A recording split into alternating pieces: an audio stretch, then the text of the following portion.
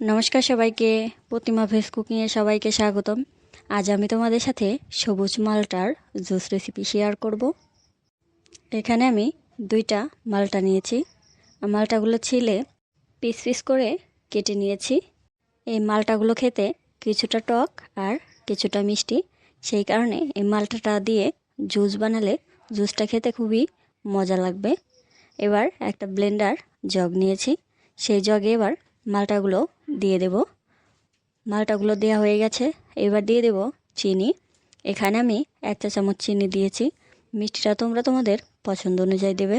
এবার দিয়ে দেব পরিমাণ মতো একটু বিট লবণ আর অল্প করে একটু জল দিয়ে দেব। এবার ব্লেন্ড করে নেব। জুস বানানো হয়ে গেছে, আর একটা ছাঁকনি দিয়ে জুসটা আমি ছেঁকে নিয়েছি। আর এবার ছোট্ট একটা গ্লাসে জুসটা ঢেলে নিয়েছি। আজকের এই রেসিপিটা তোমাদের কেমন লাগলো অবশ্যই কমেন্ট করে জানাবে। সবাই ভালো থাকবে, সুস্থ থাকবে। নমস্কার।